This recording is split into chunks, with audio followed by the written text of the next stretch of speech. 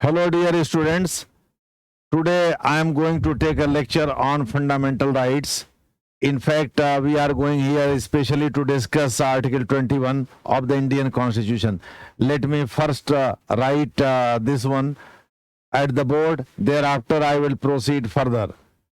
Fundamental rights. In fact, it has been written here, but let me also write it with the help of the pen. Fundamental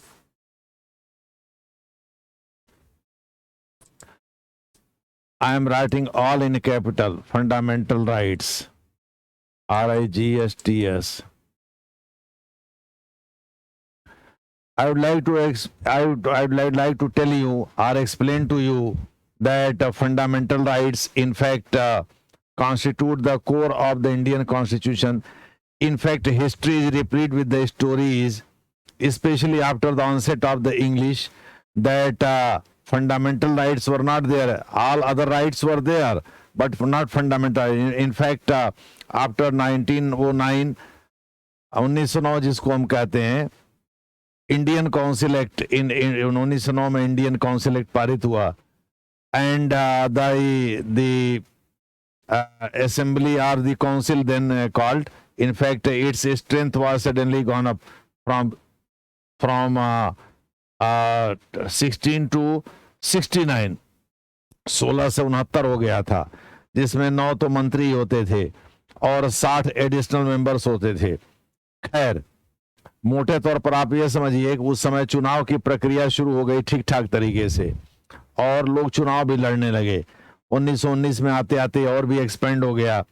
ये दूसरी बात है कि इतिहास में बहुत सारे उतार चढ़ाव आए, जिसकी हम चर्चा यहाँ नहीं करेंगे. तो उस समय भी मोटे तौर पर अंग्रेजों ने बहुत सारे रूल ऑफ लॉ, जैसे इंडियन पीनल कोड है, इंडियन पीनल कोड को हम लोग लेते हैं अंग्रेजों से ही. We have borrowed it from the English, from its 1860 constitution. In fact, Lord Canning was the viceroy when it was passed. It was adopted by the Executive Council. Then it was in fact a predecessor of the modern legislature. यानी वर्तमान में जो विधानमंडल है उसकी वो पूर्वगामी थी. What I mean to say that Lord Canning was the Viceroy of India or Governor General of India. Both positions were held by the same person. Viceroy in terms of the representative of the Queen, or then the Queen Victoria, or I would like to tell you Governor General in terms of Indian administration. तो अंग्रेजों के समय में एक ही आदमी 2 पद धारण करता था, चाहे वो वायसराय हो. वायसराय तब वो कहा जाता था जब वो फॉरेन रिलेशन को डील करता था, और वो गवर्नर जनरल तब कहा जाता था जब एडमिनिस्ट्रेशन को डील करता था. उस समय भी बहुत सारी चीजें थी. आज की डेट में तो बहुत सारे कानून उसी समय से लिए गए हैं. अब जैसे इंडियन पीनल कोड है 1860 से लिया गया. अभी न जाकर के मोदी सरकार ने इसमें कुछ रद्द बदल करके 1 जुलाई से लागू किया है. But then I would like to tell you then the similar thing was applied in fact in different formats. यानी चीजें वही थी, दूसरे तरीके से लागू थी. TB Macaulay, lord TB Macaulay is considered the father of the modern penal codes in India. यानी भारत में जो दंडात्मक विधान है उसका जनक लॉर्ड मैकाले को माना जाता है. तो लॉर्ड मैकाले ने ही एक्चुअली 1857 में इंडियन पीनल कोड को ड्राफ्ट किया था और उसके बाद से इसको अडॉप्ट किया था वायसराय के एग्जीक्यूटिव काउंसिल ने. व्हाट आई मीन टू से कि उस समय का कानून अभी तक चला है. आजादी के बाद भी हमने उसी को अपनाया. सीआरपीसी को 1973 में भले बदला, लेकिन उसके पहले तो पुराना वाला ही सीआरपीसी था. इसी प्रकार से इंडियन एविडेंस एक्ट को अंग्रेजों ने ही बनाया. इसी प्रकार से आप इंडियन पुलिस एक्ट को कह सकते हैं अंग्रेजों ने ही बनाया. तो बहुत सारी चीजों को तो अंग्रेजों ने ही बनाया और अंग्रेजों के समय से चीजें चली आ रही हैं. In fact we have borrowed several of the laws or processes or procedures from the English Raj. तो बहुत सारी चीजें, but fundamental rights were not there. यानी सब राइट्स तो थे, फंडामेंटल राइट्स नहीं थे. Fundamental rights enshrine within its fold several other items or several rights, from equality to the freedom of religion, or freedom given to the minority. It is special in so far as minority protection is concerned. यानी जहां तक अल्पसंख्यकों के हितों की रक्षा का सवाल है तो यह एक विशेष कानून है। तो इस प्रकार से मोटे तौर पर आप कह सकते हैं कि आप फंडामेंटल राइट्स अंग्रेजों के समय में नहीं पाएंगे। ये दूसरी बात है कि फंडामेंटल राइट्स पहली बार अस्तित्व में आए जिसे 26 जनवरी 1950 को लागू किया गया। Fundamental rights severely limit the actions of the government against the people, यानी लोगों के खिलाफ जो सरकार की कार्रवाई हुआ करती थी, जो इतिहास जिससे भरा पड़ा है। इतिहास में सबसे ज्यादा अत्याचार राज्य ही ने तो किया है। In fact, the most atrocities have been committed by the states throughout the history against the people or on the people. यानी लोगों के खिलाफ जो दुराचार या अत्याचार है वो राज्य ने ही तो किया है। इसी कारण से हमारे संविधान निर्माता खुद ही राज्य के हाथों सफर किए थे। ये बताओ, अंग्रेजी हुकूमत के दौरान वो बेचारे बार बार जेल गए, तो जब वो लोग बैठे संविधान बनाने तो उन्होंने फंडामेंटल राइट्स अमेरिका की तर्ज पर फंडामेंटल राइट्स बनाने की सोची और फंडामेंटल राइट्स में उन सभी राइट्स को रखा जो कि राज्य के विरुद्ध एक क्लेम की तरह से, एक दावेदारी की तरह से हैं। इसीलिए जनरली इसे प्लूरल में लिखा जाता। हालांकि अगर सिंगल राइट की चर्चा की जाती है तो ऐसा नहीं है कि उसे राइट नहीं लिखा जा सकता, लेकिन राइट्स का मतलब मोटे तौर पर होता है क्लेम्स अगेंस्ट द स्टेट।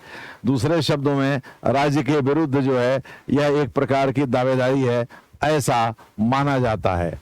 तो मोटे तौर पर हम लोग जो फंडामेंटल राइट्स का जिक्र करने जा रहे हैं इसमें बहुत सारे राइट्स हैं। सब राइट्स का जिक्र तो यहाँ करना नहीं है, और ये बहुत हद तक political science, to a large extent it is influenced by political science. I would like to tell you that, for example, the concept of liberty has given rise to the liberty which is enshrined to a large extent under the freedom of rights. अनुच्छेद 19, 20, 21, 22 में जिस liberty का concept है वास्तव में वो political science से ही influenced है। इसी प्रकार से इक्वालिटी का कॉन्सेप्ट, पावर का कॉन्सेप्ट या राइट्स का कॉन्सेप्ट जो भी है, या डेमोक्रेसी का कॉन्सेप्ट, ये सब जो है पॉलिटिकल साइंस से लिया गया। सब आपके सिलेबस में है भी, जो यूपीएससी ने प्रिस्क्राइब किया है। Whatever syllabus has been prescribed by the UPSC, these all items could be found there. What I mean to say, तो इस प्रकार से फंडामेंटल राइट्स का हम लोग जिक्र करेंगे और यदा कदा हम लोग पॉलिटिकल साइंस का भी जिक्र कर लेंगे, लेकिन ज्यादातर जिक्र सुप्रीम कोर्ट के उन फैसलों करेंगे जिसने कि इसके स्कोप को बढ़ा दिया है। मोटे तौर पर आप कहिए इसकी wording, the wording of article 21 I think is the smallest in size in the constitution, but its interpretation has been the most or you can say widest in terms of Supreme Court and High Court interpreting it. That's why a question appeared on this some time back, perhaps in 2012 when the new syllabus was not introduced. I would like to tell you, यानी 2013 में नया syllabus आया था। 2012 में एक question पूछा भी था कि discuss the ambit of article 21, यानी अनुच्छेद 21 के एम्बिट का जिक्र करें कि चर्चा करें। तो बाद के कोई क्वेश्चन बहुत सारे पूछे गए हैं। दूसरे शब्दों में ऑब्जेक्टिव क्वेश्चन खूब पूछे गए हैं। अब जैसे मान लीजिए आपसे कोई पूछे, आपने सुना ही होगा, you must have heard the Shafi जहां केस ऑफ केरला। शफी जहां केस केरला का आपने सुना ही होगा, जिसमें एक महिला थी, लड़की थी, 18 साल से ऊपर की उम्र, वयस्क थी, जिसका अखिला नाम था, हिंदू नेम अखिला, अखिला अशोकन, अशोकन की पुत्री थी। ठीक है, वो होम्योपैथी की स्टडी करने सालेम में तमिलनाडु आई हुई थी। वहीं उसने उसको गल्फ में काम करने वाले एक व्यक्ति शफी जहां से प्रेम हो गया फेसबुक पर, और धीरे धीरे दोनों एक दूसरे के पति पत्नी बनने की सोचने लगे, और नतीजा ये वही हुआ भी। बाद में उसने अपना धर्म परिवर्तन करके शी चेंज्ड हर रिलीजन और हर फेथ, यू कैन से she embraced Islam, and her new name became Hadiya, यानी अखिला अशोकन से उसका नाम बदल करके हादिया हो गया। मोटे तौर पर आप कह सकते हैं कि हादिया ने हाई कोर्ट जो केरला हाई कोर्ट है, जो कि अशोकन उसके बाप के पक्ष में फैसला दिया था, यानी हादिया की कस्टडी दे दिया था, जिसे सुप्रीम कोर्ट ने पलट दिया था। यह कहते भाई लड़की तो वयस्क थी, the girl was adult when she embraced Islam and when she fail in love with Shafi जहां।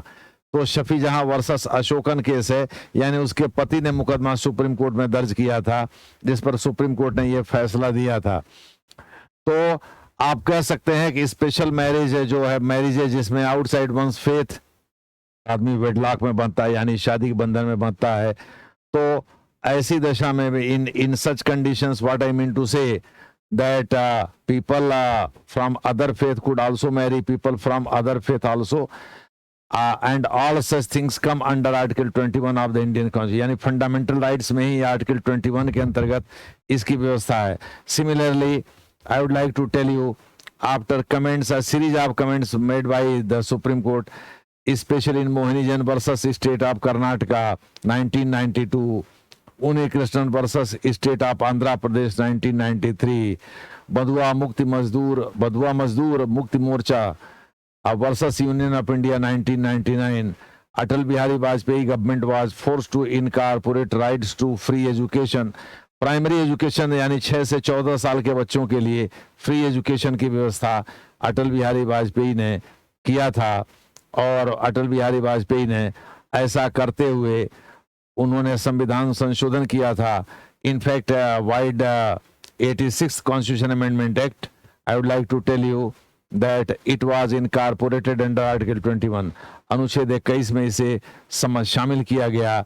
और 21A के अंतर्गत 21A जब भी हम कैपिटल में कोई चीज लिखते हैं, इसका मतलब ये है, ये भी एक आर्टिकल होता है, और इसका एडिशन इसका मतलब बाद में किया गया। जब हम स्मॉल लिखते हैं तो वो सब क्लॉज होता है, यानी किसी क्लॉज का हिस्सा होता है, यानी वो किसी आर्टिकल का सब पार्ट होता है, उपभाग हो सकता है, लेकिन वो समूचा आर्टिकल नहीं होता। तो 21A के अंतर्गत राइट्स टू फ्री एजुकेशन। अब क्यों ABCD इस तरह की चीजें जोड़ी जाती हैं? बड़ी सिंपल सी बात है, it's very simple to answer. Our constitution framers in fact in 1949, on 26th November 1949, adopted the constitution as in its original form, यानी 26 नवंबर 1949 को हमारे संविधान निर्माताओं ने संविधान को इसके मूल रूप में स्वीकार किया था। तो अगर हम उसे बढ़ाते हैं तो ये माना जाएगा कि जैसे हम 26 नवंबर 1949 के दुनिया में चले गए, जो कि है नहीं। उस समय के तो अधिकांश लोगों की मौत ही हो गई। तो इस प्रकार से हम इसे एनश्राइन करते हैं, यानी एक अलग आर्टिकल के रूप में शामिल करते हैं। आर्टिकल 368 का प्रयोग करके हम इसे अमेंड करते हैं। वी अमेंड द कॉन्स्टिट्यूशन और a particular part wide article 368 of the Indian constitution, which is there in fact to amend any part of the Indian Constitution as held by the Supreme Court in Keshavananda Bharati case.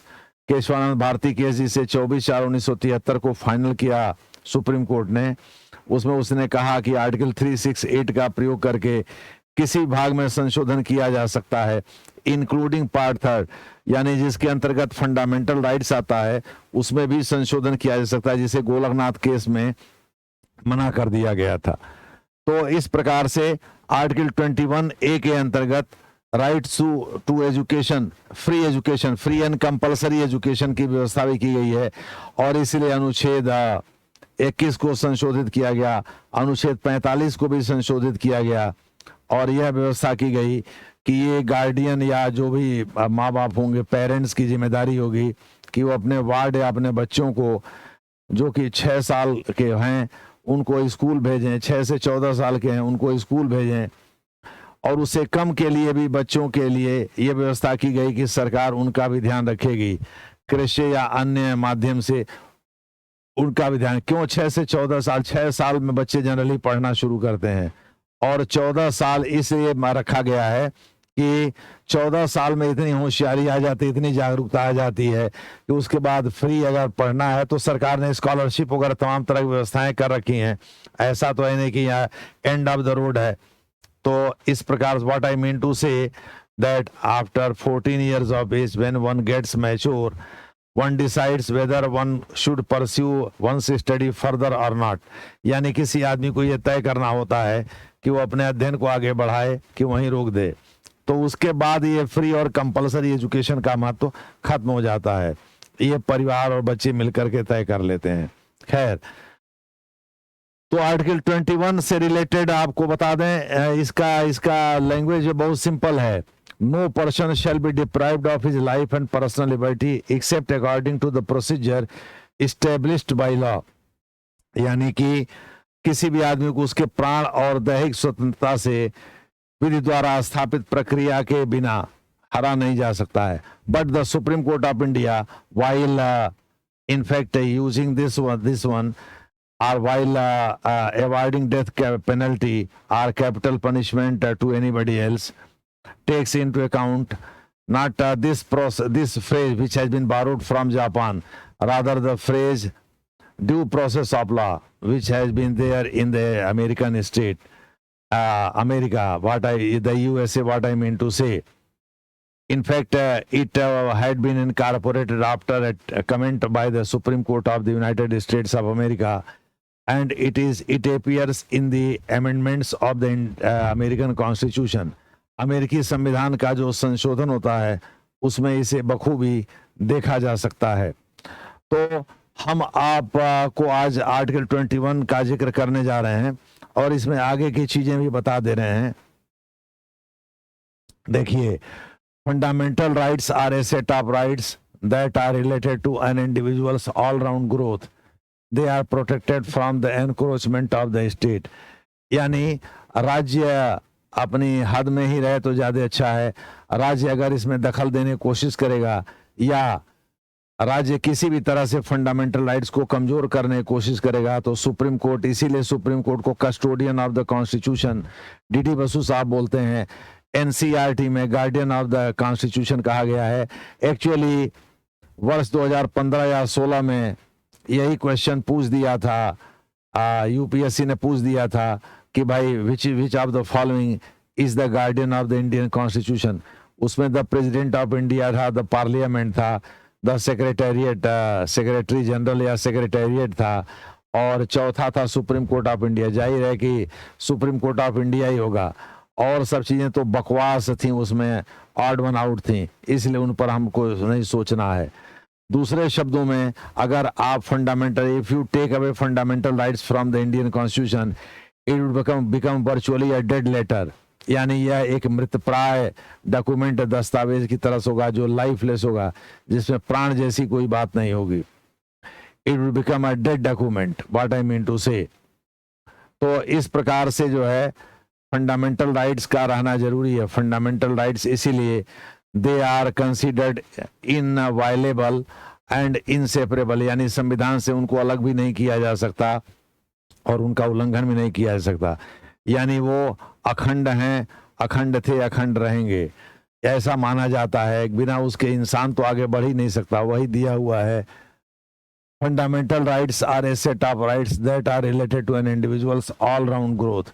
इंसान के सर्वांगीण विकास से संबंधित है। हालांकि ये राज्य के संरक्षण में ही होता है, इसीलिए आपको हम बताते चलें कि इसे अंबेडकर साहब जो है पॉलिटिकल राइट्स के रूप में परिभाषित करते हैं।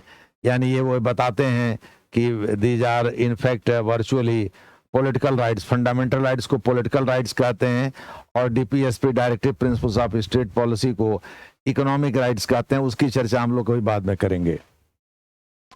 That's why Dr. B.R. Ambedkar called them political rights। इसके ऊपर भी पढ़ लीजिएगा। They are protected from the encroachment of the state।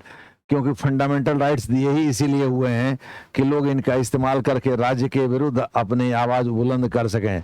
राज्य से बड़ा बदमाश और राज्य से बड़ा ताकतवर जो है कोई इंस्ट्रूमेंट तो है नहीं किसी देश में। अरे भाई, देखने में मोदी जी भले ही शरीफ लगते हो या कोई XYZ शरीफ लगता हो, मान लीजिए कोई क्लीन शेप्ड शरीफ आदमी है और धीरे से वो पुलिस कमिश्नर को फोन कर देगा कि भाई फलानवा को टांग लो, तो रात ही में पुलिस वाले टांग ले जाएंगे और आपकी मरम्मत बढ़िया से कर देंगे। उसके बाद आपकी हिम्मत नहीं पड़ेगी दोबारा जो है उनके खिलाफ कुछ लिखने पढ़ने की। मोटे तौर पर आप ये कह सकते हैं कि भले ही राज्य सत्ता पॉलिटिकल हो गई हो, उस समय हेरिडिटरी सक्सेसर पर आधारित थी, लेकिन आज की डेट में वो इलेक्शन पर आधारित है, जिसमें चेहरे बदलते रहते हैं। लेकिन आईना तो वही रहता है ना भाई, आईना वही रहता है, चेहरे बदल जाते हैं, ये गाना भी है, ठीक है। तो उसी तरह से चीजें चलती रहती हैं।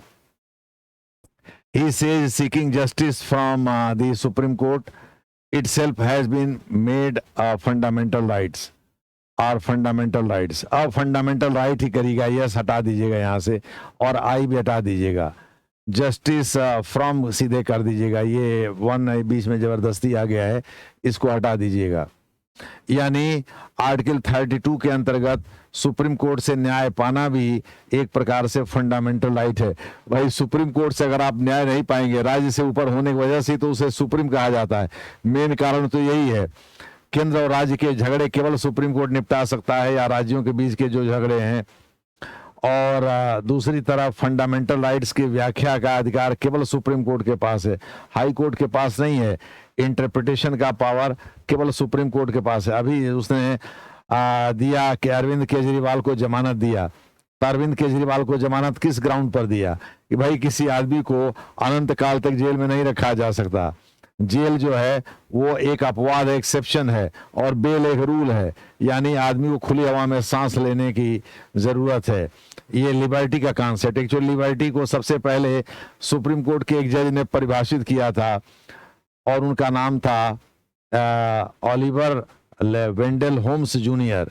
ओलिवर वेंडल होम्स जूनियर, वो पहले एसोसिएट जज के रूप में आए थे सुप्रीम कोर्ट में, लेकिन धीरे धीरे करके बाद में कुछ दिनों तक अमेरिकी सुप्रीम कोर्ट के चीफ जस्टिस भी रहे। तो हुआ ये कि अमेरिका में एक आदमी जो है छाता तान के गुनगुनाते हुए सड़क के किनारे से जा रहा था। एक पासर बाई था जो जिसको ट्रेन पकड़ने की जल्दी थी, छोटी ट्रेन होती है जो मेट्रो ट्रेन की तरह से होती है, जो शहरों में चलती है, उसको ट्रेन बोलते हैं। तो उसको जल्दबाजी थी, he was in hurry to catch the train, a tram rather you can say, but the person who was going by the side of the road was swirling around his unfurled umbrella and was singing to some tune, यानी वो कुछ गाने गुनगुना रहा था. So the pointed part of one part of the umbrella stuck into the nose of the passerby, यानी जो बगल से जा रहा था उसकी नाक में ही घुस गया अम्ब्रेला का, यानी जो छाता उसका एक नुकीला पार्ट. तो he started bleeding on the road. तो भारत नहीं है तेरी ऐसी तैसी सड़कें पर पटका पटकी कर लिए, ऐसी बात नहीं है. दूसरे शब्दों में ऐसा नहीं है कि अमेरिका में सड़कें पर पटका पटकी गया बीट पुलिस, और बीट पुलिस चूंकि जो छाता तान के गुनगुनाते हुए जा रहा थोड़ा अमीर आदमी था, तो बीट पुलिस को लगा कि भाई इस अमीर आदमी के खिलाफ कार्रवाई करना थोड़ा दुष्कर है, और जैसे ही पुलिस इन्वॉल्व हुई, जैसे वो वर्सेस स्टेट मामला हो गया, तो उसने सुप्रीम कोर्ट को मूव किया. तो सुप्रीम कोर्ट के ओलिवर वेंडल होम्स जूनियर, ये बहुत पुराना केस है, ये फर्स्ट क्वार्टर में सेटल हुआ था 20वीं सदी के. हालांकि ये इसके सेटल होते होते काफी टाइम लग गया था, लेकिन सुनवाई इस पर लंबी चली थी. अंत में ओलिवर वेंडल होम्स जूनियर ने पॉइंट आउट करते हुए, जिसका नाक घायल हुआ था उसको और जिसने घायल किया था उसको, दोनों को और पॉइंट आउट करते हुए कहा कि your freedom ends where others nose begins. खास करके जिसने घायल किया था उसकी ओर इशारा करते हुए कहा भाई आपकी स्वतंत्रता वहां समाप्त हो जाती है जहां दूसरे का नाक शुरू होता है. यहीं से लिबर्टी का कॉन्सेप्ट, यानी लिबर्टी और फ्रीडम में अंतर ही है.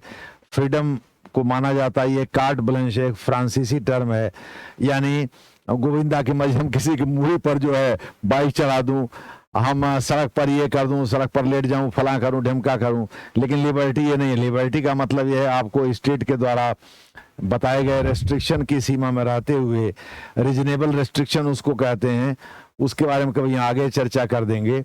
उसमें रहते हुए आपको मोटे तौर पर अपने अधिकारों का प्रयोग करना है.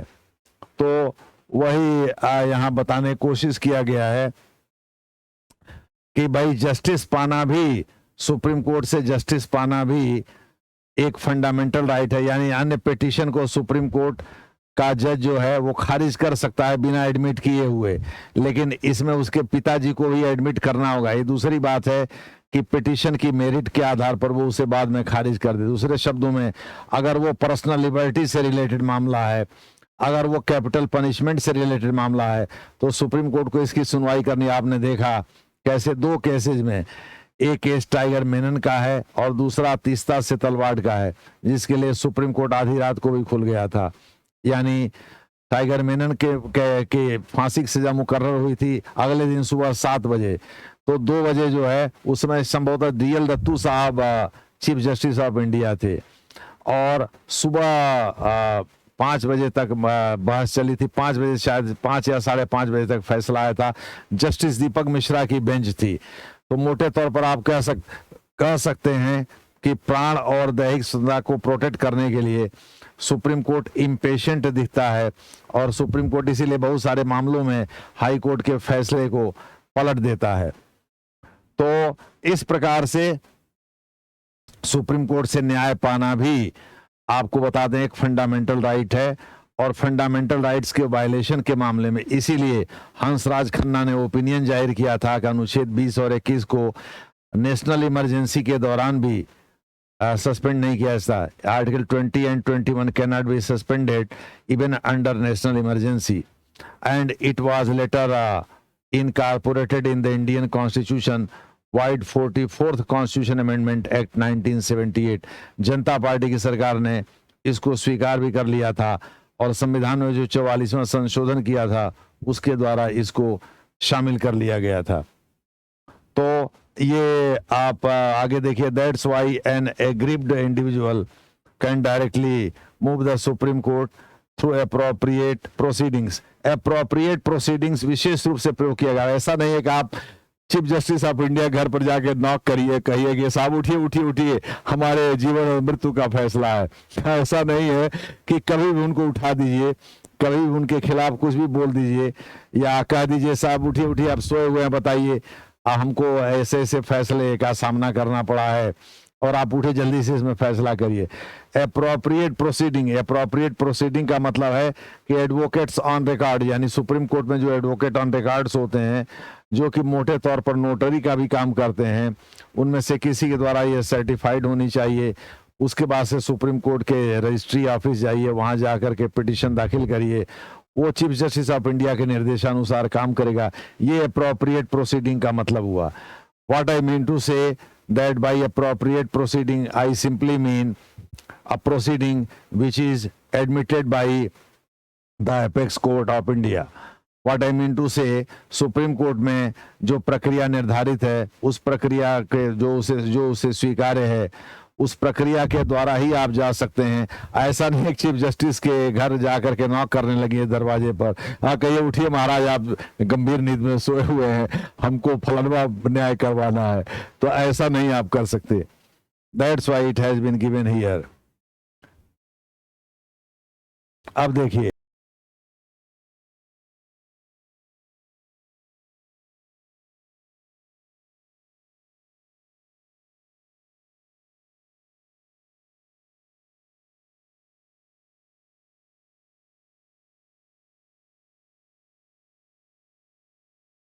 जाता है कि ये स्पीशीज हैं, दूसरे शब्दों में 14 जो है जीनस है और 18 स्पीशीज हैं, यानी उसके वंशज हैं।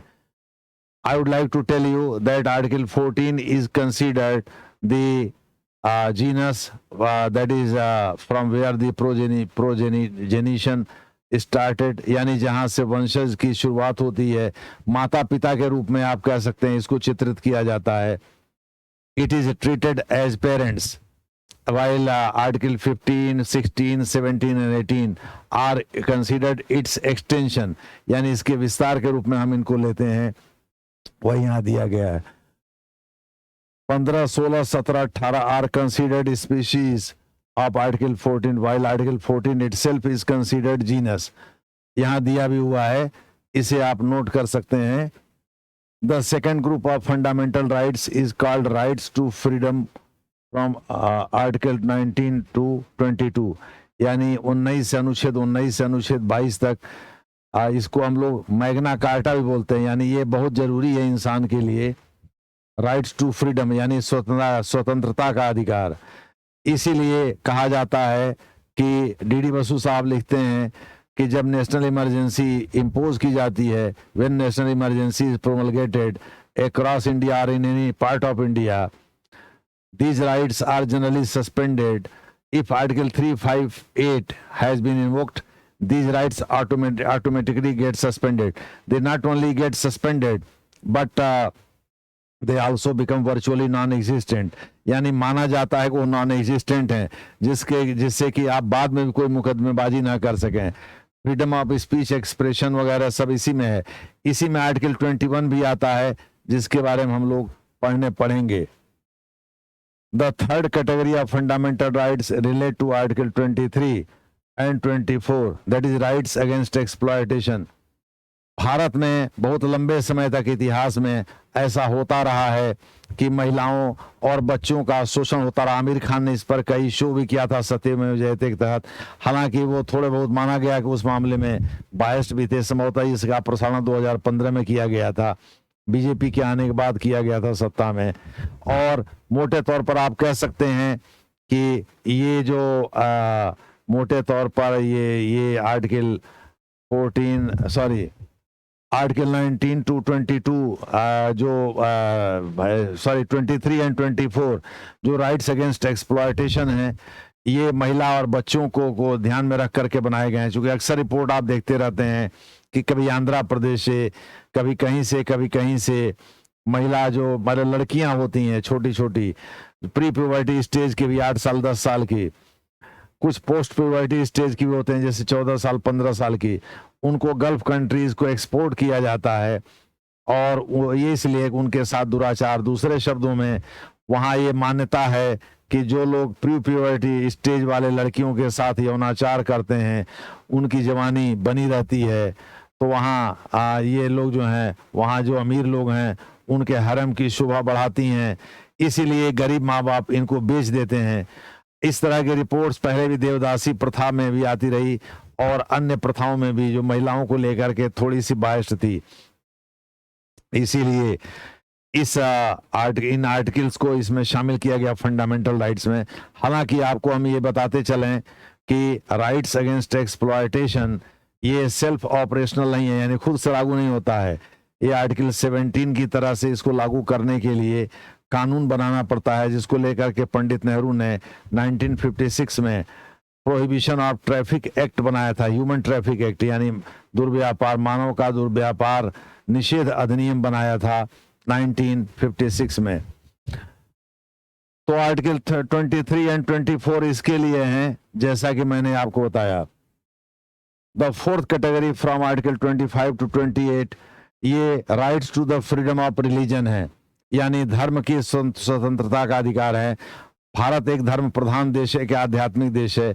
भले ही मार्क्सिस्ट ये कहते हो कि ये धर्म एक अफीम होता है, लेकिन भारत के अधिकांश लोग धर्म में आस्था रखते हैं और धर्म को मानते हैं, यानी वो नास्तिक नहीं, वो आस्तिक हैं। वो ईश्वरवादी भी हैं, अनिश्वरवादी कम हैं। दूसरे शब्दों में, भले ही हम ऊपर वाले को किसी भी रूप में माने या न माने, लेकिन हमारी आस्था एक परम सत्ता के रूप में, एक सुपरनेचुरल फोर्स के रूप में किसी में रहती है, किसी तत्व में रहती है। अब वो इंसान है कि कौन है ये तो हम नहीं बता सकते, लेकिन हम पूछते जरूर हैं अपने, चूंकि हम इंसान हैं तो इंसान के रूप में ज्यादा पूछते हैं। The fifth category is on minority rights. Article 29 और 30 से रिलेटेड हैं। कई बार आर्टिकल 29 और 15 में अंतर देखा जाता है। तो 29 का 1 और 30 का 1 मुख्यतः भारत में माइनॉरिटीज को समर्पित हैं। भारत में सुप्रीम कोर्ट ने टीएमए पाई केस में, TMA pi versus state of Karnataka 2002 में उसने साफ कर दिया था कि भारत में माइनॉरिटी 2 ही प्रकार की होती हैं, एक रिलीजियस और एक लिंग्विस्टिक, यानी एक धार्मिक संप्रदाय से जुड़ी हुई, जैसे मुस्लिम माइनॉरिटी में आते हैं, सिख माइनॉरिटी में आते हैं, जैन माइनॉरिटी में आते हैं, पारसी माइनॉरिटी में आते हैं, क्रिश्चियन माइनॉरिटी में आते हैं, सिख माइनॉरिटी में। ये 6 को प्रमुख रूप से माइनॉरिटी, जो नेशनल माइनॉरिटी कमीशन है उनको भी ये 6 की हितों की देख रेख के लिए मैंडेट मिला हुआ है। I would like to tell you that these 6 communities are considered minorities in India.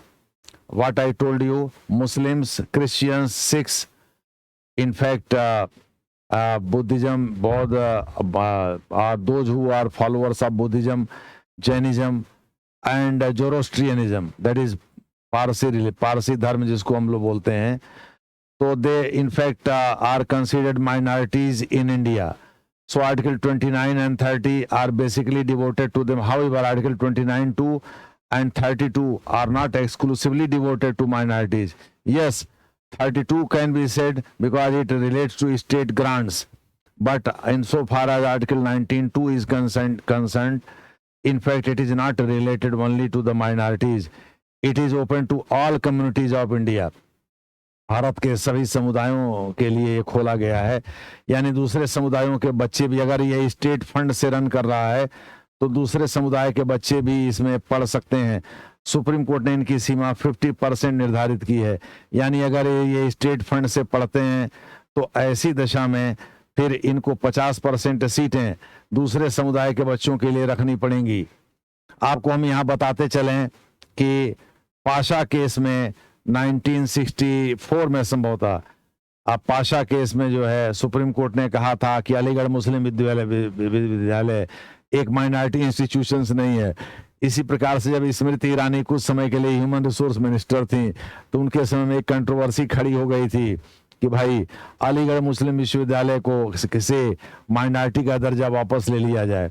In other words, I would like to tell you that minority status which has been enjoyed by Aligarh University and Jamia Millia University. In fact, Jamia Millia University has itself been established by the state, though from the very beginning it has been declared to be a minority institution. To clarify these things, Srimati Indira Gandhi government in 1982-83 brought out a legislation to support this one. यानी 1982 में ही ये legislation आ गया था, 83 में लागू हुआ था. तो उसमें जामिया मिलिया को और अलीगढ़ मुस्लिम विश्वविद्यालय को दोनों को माइनॉरिटी घोषित कर दिया गया था. खैर, आपको हम ये बताना चाहते हैं कि कोई भी इंस्टीट्यूशन जिसे राज्य ने स्थापित को वो माइनॉरिटी मेजॉरिटी का नहीं हो सकता, वो सबके लिए होगा. क्योंकि यहाँ ये बात नहीं है कि राज्य का कैरेक्टर सेक्युलर है. Since state has secularism added to it as one of its characters, that's why state can't in fact devote its particular institution to a particular community. किसी खास समुदाय के लिए ये समर्पित नहीं कर सकता. Since its character is secular, यानी इसका कैरेक्टर सेक्युलर है, ये सभी धर्मों के प्रति समान नजरिया रखना होगा. But in so far as minority institution or status is concerned, if an institution has been established by a minority community, यानी किसी अल्पसंख्यक समुदाय के द्वारा यदि किसी संस्था का गठन किया गया है, then the state can't do this one, और वो माइनॉरिटी इंस्टीट्यूशन का ही माना जाएगा और ग्रांट वगैरह देने में राज्य से कोई भेदभाव नहीं कर सकता. इस तरह की व्यवस्था अनुच्छेद 29 और 30 में की गई है. यानी 29 मोटे तौर पर पार्शियली अल्पसंख्यकों के लिए डिवोटेड है, जबकि 15 RRCSP religion, race, caste, sex, place of birth की बात करता है, जो सारे सिटीजन्स के लिए लागू होता है. यानी इसमें माइनॉरिटी मेजॉरिटी का कॉन्सेप्ट नहीं है. और जबकि आर्टिकल 29 में माइनॉरिटी का कॉन्सेप्ट है. वो ये है कि भाई 29 का 1 जो है, जो कि कल्चर और स्क्रिप्ट को कहता है भाई जिसका सेपरेट है उसे इसे प्रिजर्व करने का अधिकार है. If someone has distinct culture and script, then that community or that person has the right, that citizen of India. It is it relates to a section of citizens of India. It is not open to non-citizens. I would like to tell you that here one thing must be kept at the back of one's mind, that Article 29(1) is 100% devoted to the citizens of India.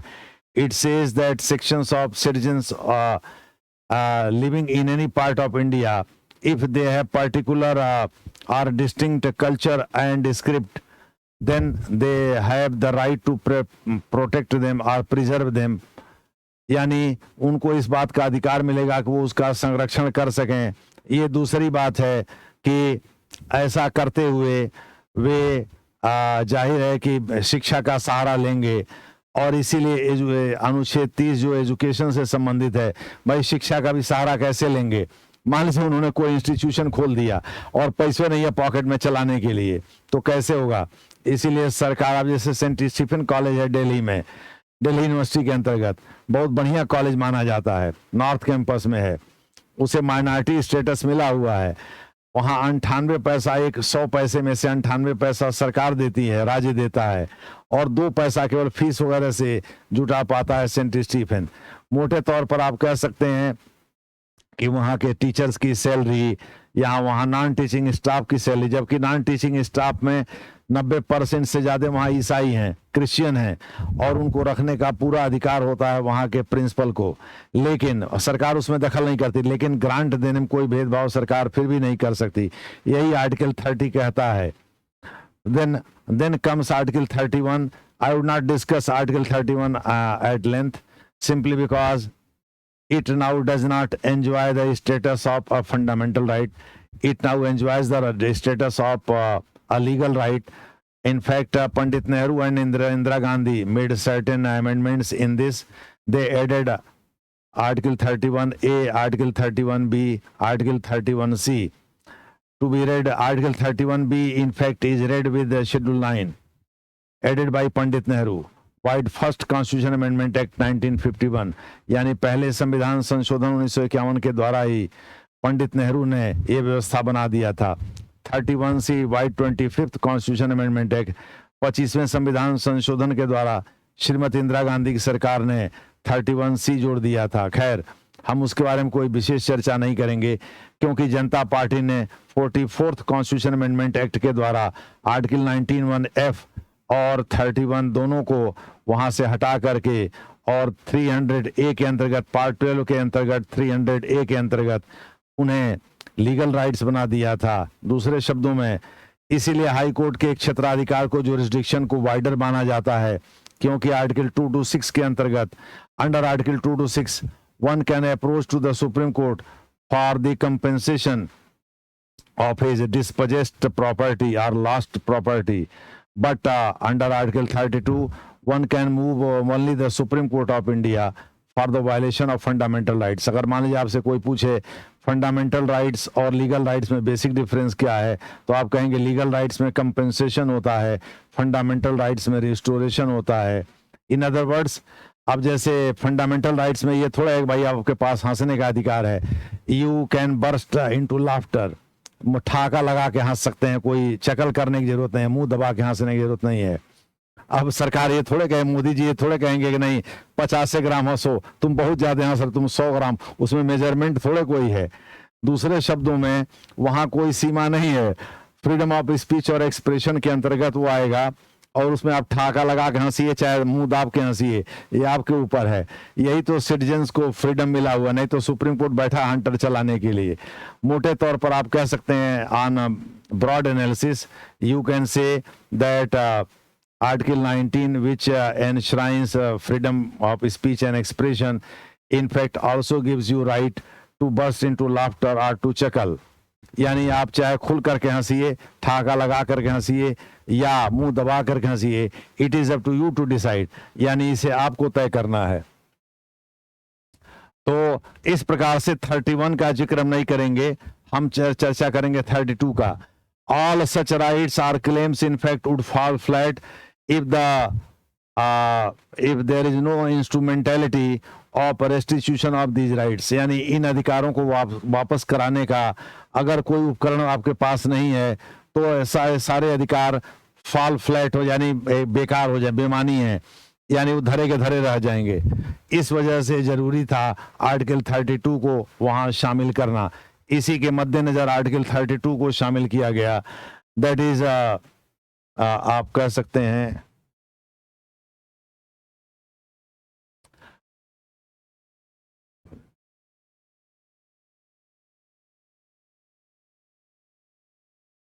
this freedom of religion. The 5th category is on minority rights. these categories on rights to constitutional remedies. The last category, in fact, the sixth category, it has not been typed here properly. I would like to tell you the last category, that is the sixth category, is on the constitutional remedies, that is rights to constitutional remedies, under which the Supreme Court of India, under Article 32(2) of the Indian Constitution, the Supreme Court of India is not only empowered to issue writs of habeas corpus, mandamus, prohibition, certiorari, and quo warranto, but it is also authorized to issue other writs should they be available to him, and also injunction. According to Professor M.P. Sharma, injunctions in all respects are like mandamus, but they can be issued against the state. They are in fact instruments used by the court against the private parties. यानी injunction भी एक प्रकार से आप कह सकते हैं कि मैंडमस की तरह से होते हैं, हिंदी जिसकी परमादेश होती है, लेकिन उनमें एक बेसिक डिफरेंस ये है कि वे प्राइवेट पार्टी, हमारे आप जैसे पार्टी के विपरीत कोर्ट के द्वारा इस्तेमाल किए जाते हैं, राज्य के विरुद्ध नहीं किए जाते. ये प्रोफेसर एमपी शर्मा का कहना है. I would like to tell you that these are the 6 rights which have been mentioned here. यानी 6 प्रकार के अधिकार होते हैं. जैसा कि मैंने बताया, इसकी वर्डिंग सब बहुत छोटी है. आर्टिकल 21 की wording, no person shall be deprived of his life and personal liberty except according to the procedure established by law. According to the procedure established by law has been borrowed from the Japanese constitution drafted by MacArthur. MacArthur ने 1948 में वहाँ का संविधान बनाया था. वो 1945 से उस पर काम कर रहा था. तो जापान के संविधान से प्रोसीजर इस्टेब्लिश्ड बाय लॉ, यानी ये एक प्रकार से लेजिस्लेचर को सुप्रीमेसी देता है. एग्जीक्यूटिव को यहाँ के लिए यहाँ कोई बात नहीं करता. यानी एग्जीक्यूटिव की अपनी सीमा है, लेकिन लेजिस्लेचर की कोई सीमा नहीं है. यानी क्या वो कोई भी प्रक्रिया तय कर दें, भाई कह देंगे नहीं रात को टांगो और सुबह गोली मार दो, तो क्या उस प्रक्रिया को हम मान लेंगे? नहीं. सुप्रीम कोर्ट कहता है कि नहीं भाई, ये ड्यू प्रोसेस होना चाहिए. मनेका गांधी केस 1978 में सुप्रीम कोर्ट जो इस्तेमाल करता है वो अमेरिकन कॉन्स्टिट्यूशन के हिसाब से करता है, अमेरिकन सुप्रीम कोर्ट के फैसले के हिसाब से करता है. भले ही संविधान में प्रोसीजर इस्टेब्लिश्ड बाय लॉ, चूंकि वो लिखा हुआ है, इस वजह से सुप्रीम कोर्ट इस मामले में कुछ बोलता नहीं है. लेकिन जब वो देखता है किसी केस को, खास करके in the respect of freedom to life and personal liberty, यानी लाइफ और पर्सनल लिबर्टी का मामला हो, तो वो ड्यू प्रोसेस ऑफ लॉ को अपनाता है. सब्सटेंटिवली ड्यू प्रोसेस, यानी मूल रूप से ड्यू प्रोसेस होना चाहिए. जैसे इसका एग्जांपल आप ले सकते हैं, एक शादी ब्याह का एग्जांपल ले सकते हैं. Suppose you are engaged with a girl, यानी who is going to be your prospective wife और वुड बी वाइफ. हो सकता है वो आगे चल करके आपकी वाइफ हो जाए, हो सकता है, क्या ज्यादातर केस में तो हो ही जाता है. अब कुछ ही केसेस में नहीं होता है, अब उसकी चर्चा हम नहीं करेंगे. तो मान लो कि शादी के 2 तरीके होते हैं. एक तो ये होता है भाई आप कोर्ट चले जाइए, आजकल तो एक लिव इन का नया कॉन्सेप्ट भी आ गया है.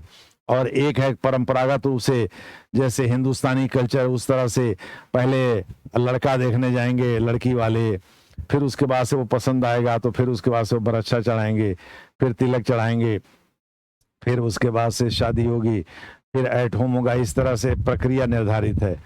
तो इस प्रकार से अगर आप नहीं करते हैं तो सब यानी मूल रूप से गलत है और प्रक्रियात्मक रूप से भी गलत है. आप सीधे पति पत्नी जो होने वाले हैं वो कोर्ट में उपस्थित, मी लॉर्ड वी आर हियर, यानी कोर्ट में उपस्थित होकर के आप कहे कि भाई मी लॉर्ड वी आर हियर, यानी श्रीमान जी हम लोग यहाँ हैं, और इस प्रकार से जो है हम लोगों की शादी मुकर्रर का हो गई है, शादी हम लोग कर लिए हैं मंदिर में, बस आप सर्टिफिकेट दे दें, हम लोग राजी हैं. तो क्या करेगा काजी जब मियाँ बीवी राजी, पुरानी कहावत है. तो ऐसी दशा में आपको मोटे तौर पर प्रक्रियात्मक तरीके से भी आपने गलत किया. It is not accepted by the society और by your family members, nor has it been endorsed bye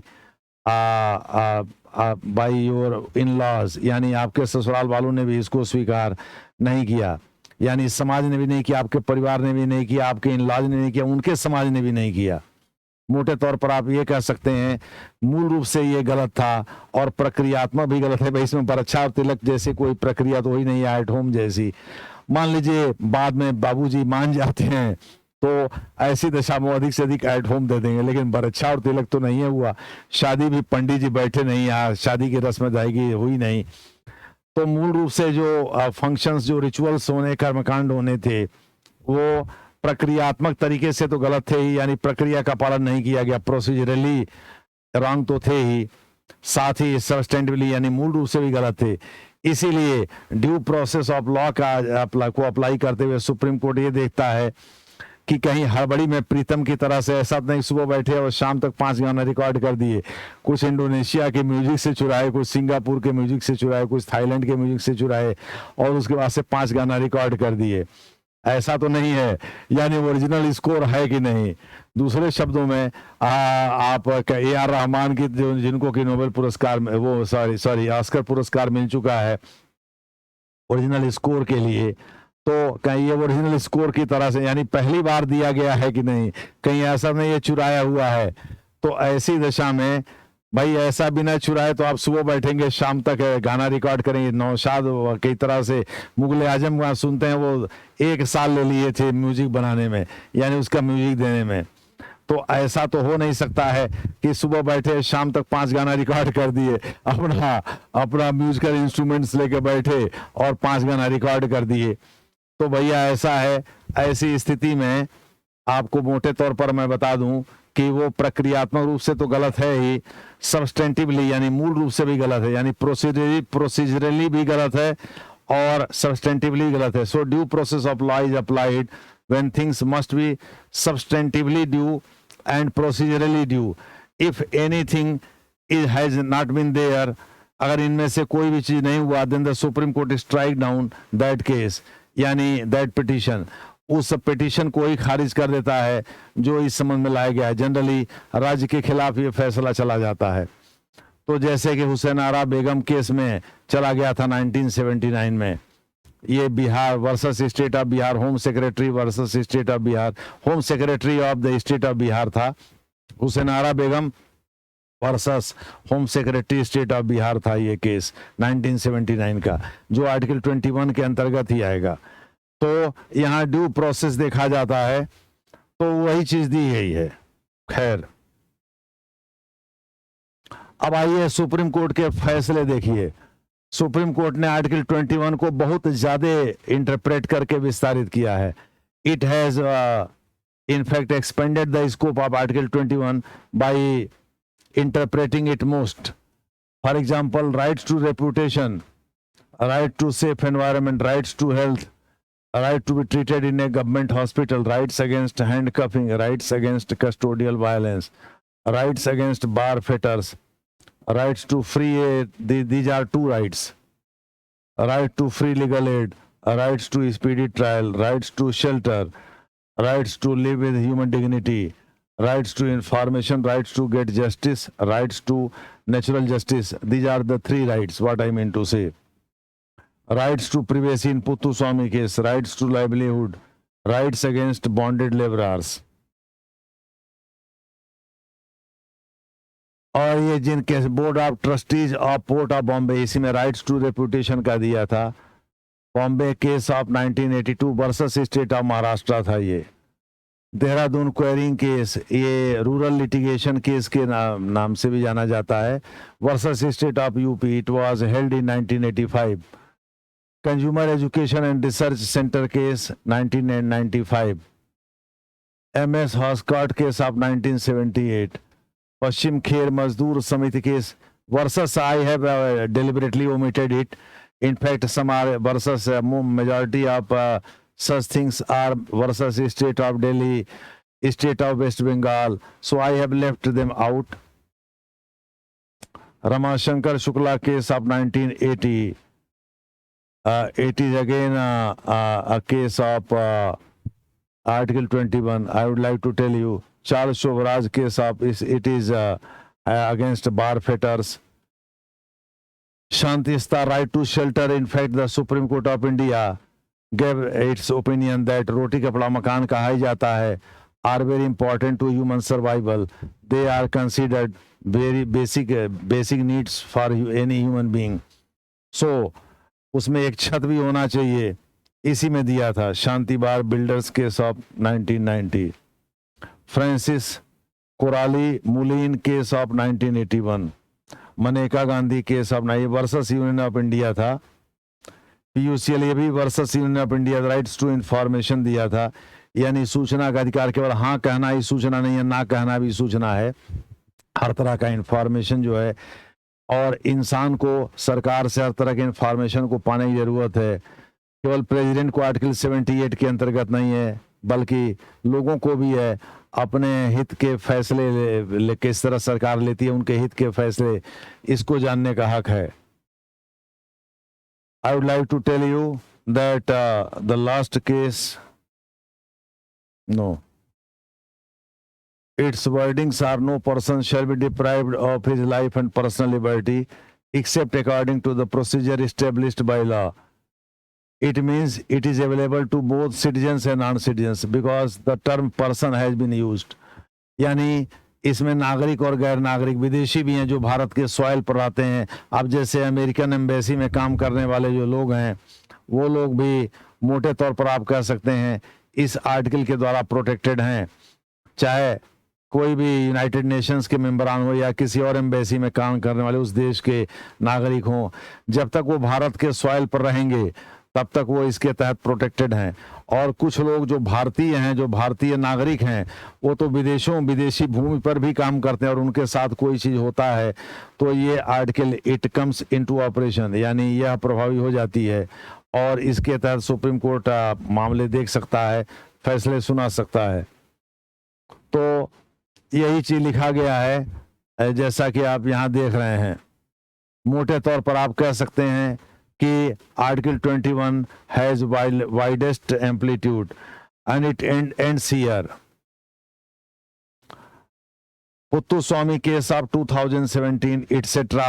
That term has been used, etc. In fact, in 2018, I would like to tell you, living bequeathment or living document or living will was incorporated by the Supreme Court of India. And similarly, I would like to tell you that in 2018, in common cause case, the Supreme Court accepted in theory the concept of marital rape. Similarly, in 2018 was very, in fact, a landmark year in the sense that several such decisions were pronounced by the Supreme Court of India. I would like to tell you that in 2018, in Shafi Jahan case, the Supreme Court said that special marriages come under Article 21. I would like to tell you, in this sense, it reversed the decision of the Kerala High Court and allowed Shafi Jahan to get away with the from the dragnet of law and move away with his wife, that is Hadia, considering that since she is adult, so she can marry anyone outside her own faith. यानी अपने विश्वास, अपने मत के बाहर जाकर के वो किसी भी दूसरे व्यक्ति से शादी कर सकती थी, दूसरे फेथ के, दूसरे मत को मानने वाले, ऐसा सुप्रीम कोर्ट ने कहा। और ये स्पेशल मैरिज के अंतर्गत आता है और इसे आर्टिकल 21 के अंतर्गत रखा था सुप्रीम कोर्ट ने। तो मोटे तौर पर केसेस की जहां तक बात है तो आपने देख लिया और इसकी वर्डिंग को भी देख लिया। ये वर्डिंग है, वर्डिंग बहुत छोटी, यानी इसकी जो भाषा है बहुत छोटी है। It has the smallest, perhaps to my knowledge, in fact it has the smallest language in so far as constitutional provisions are concerned. जहां तक संवैधानिक उपबंधों का सवाल है तो इसकी भाषा बहुत ही छोटी है, लेकिन इसकी व्याख्या उतनी ही ज्यादा किया है सुप्रीम कोर्ट ने। यानी रोटी कपड़ा मकान, इन तीनों को शामिल कर लिया है आर्टिकल 21 के अंतर्गत। ये दूसरी बात है कि भारत के बहुत सारे लोग जो है वो इस मामले में अभी भी सिसकते रहते हैं, रोते रहते हैं और उन्हें बेसिक नीड नहीं मिला हुआ। इसके लिए हम लोग थोड़े से इकोनॉमिक्स या सोशल जस्टिस की ओर जाना पड़ेगा, जो एक अलग लेक्चर मांगता है। खैर, आज इन केसेस को डिस्कस करने के बाद हम आपसे यही कहेंगे कि इसमें 4-5 हेडिंग बनाइए। थोड़ा सा बैकग्राउंड डिस्कस करिए। इसको पॉलिटिकल साइंस से आप चाहें तो लिबर्टी कॉन्सेप्ट वगैरह से जोड़ सकते हैं। थोड़ा सा इसमें अमेरिकन कॉन्स्टिट्यूशन और अमेरिकन सुप्रीम कोर्ट को भी ले आइए। इसके बाद जो है आप आर्टिकल डिस्कस कर दीजिए, और इसके तहत जो राइट्स आते हैं वो राइट्स को डिस्कस कर दीजिए, और उसके बाद जो है सुप्रीम कोर्ट के केसेस डिस्कस कर दीजिए, और कुछ और टिप्पणी जैसे हमने बताया करके इसको कंक्लूड कर, यानी स्पेशल मैरिज वगैरह पर जो टिप्पणी करना है आप कर सकते हैं। कुछ क्वेश्चन भी आप डिस्कस कर सकते हैं। अब जैसे 2012 में आर्टिकल 21 के एम्बिट का पूछा हुआ है, 2015 में आर्टिकल 21 से रिलेटेड ऑब्जेक्टिव क्वेश्चन पूछा हुआ है, 2016 में पूछा हुआ है। अब 15 में एक एक्स्ट्रा भी आप कह सकते हैं क्वेश्चन है कि दैट आई डिस्कस्ड कि which of the following is the guardian of the Indian constitution, उसमें सुप्रीम कोर्ट ऑफ इंडिया होगा। यानी फंडामेंटल राइट्स को अगर संविधान से हटा दीजिएगा तो संविधान में कुछ बचेगा ही नहीं, तब तो लाइफलेस हो जाएगा, यानी प्राणहीन हो जाएगा, निस्तेज हो जाएगा, उसमें कुछ दम रह ही नहीं जाएगा। मोटे तौर पर आप ये कह सकते हैं कि आप अगर फंडामेंटल राइट्स को नहीं डिस्कस करेंगे तो कॉन्स्टिट्यूशन में डिस्कस करने के लायक कुछ और चीज है नहीं, फिर सुप्रीम कोर्ट के फैसले का भी स्कोप कम हो जाएगा।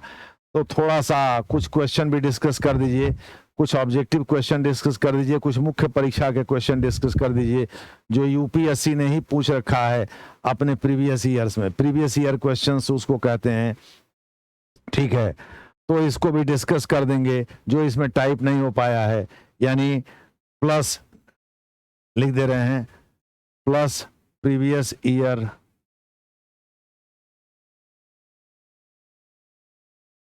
ईयर थोड़ा और साफ लिख देते हैं, प्लस कैपिटल में ही लिख देते हैं, previous OUS previous year YEAR questions QUESTIONS previous year questions. इसको थोड़ा सा आप इसमें शामिल कर लेंगे तो अच्छा रहेगा, यानी PYQ आप कह सकते हैं, इसको PYQ इसको आप शामिल कर लेंगे तो अच्छा रहेगा। मोटे तौर पर आप ये कह सकते हैं कि ऑब्जेक्टिव क्वेश्चन और डिस्क्रिप्टिव क्वेश्चन मिला करके आर्टिकल 21 पर, अब जैसे इसमें राइट्स टू एजुकेशन से रिलेटेड एक क्वेश्चन पूछा हुआ है संभवतः 2010 का, यानी जब नया सिलेबस लागू हो गया था ऑब्जेक्टिव का 2010 में, तब का है शायद, जो rights to education, free education, जो प्राइमरी एजुकेशन है, जो कंपलसरी एजुकेशन है, उससे रिलेटेड क्वेश्चन पूछा, जो कि 2009 में कपिल सिब्बल ने इसे लागू कराया था, उस समय ह्यूमन रिसोर्स मिनिस्टर थे। राइट्स टू एजुकेशन एक्ट के अंतर्गत, जो 2002 में वाजपेयी साहब ने वाइड 86 कॉन्स्टिट्यूशन अमेंडमेंट एक्ट के अंतर्गत जो 21 से 21A जोड़ा था, what was added in 2002 to Article 21, in fact under Article 21A, it was implemented in 2009 through Rights to Education Act. I would like to tell you, rights to free and compulsory primary education. Primary education को 1 से 8 तक माना जाता है, यानी middle class जिसको हम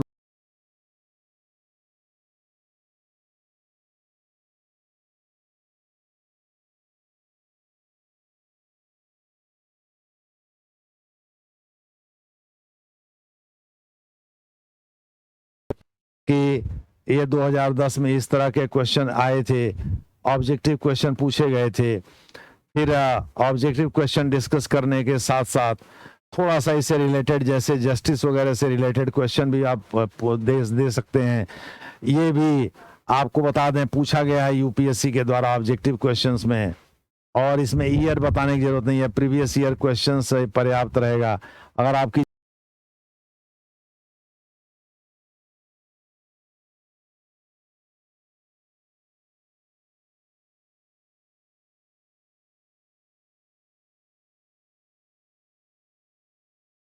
वही समझाना है, और ये दूसरे कैटेगरी के फंडामेंटल राइट्स का हिस्सा है। मोटे तौर पर आप कह सकते हैं पहले में तो 14 से 18 हो गए, दूसरे में 19 से 22 हो गए, ये 21 इसका मतलब सेकंड कैटेगरी में फंडामेंटल राइट्स के आएगा, जिसमें कि जिसकी भाषा तो बहुत छोटी है लेकिन जिसकी व्याख्या, its interpretation has been the widest one. What I mean to say, its language is the smallest one, but its interpretation has been the widest one, and it has been done by not only by the Supreme Court of India. However, we are discussing only the cases in which rulings came out of the Supreme Court of India, but in fact respective high courts, several high courts you can say, are also involved in this, but we are not going to discuss any of the case given by the high courts of India are decided by the high courts of India. Any of the rulings or decisions decided by the high courts of India. No. We are here discussing only the cases that the Supreme Court of India ruled. In fact, in which final decision came out of the verdict of the Supreme Court of India. So I would like to tell you that discuss only that much. Don't discuss high court cases. This is how I would like to end my lecture on Article 21. Thank you for watching this.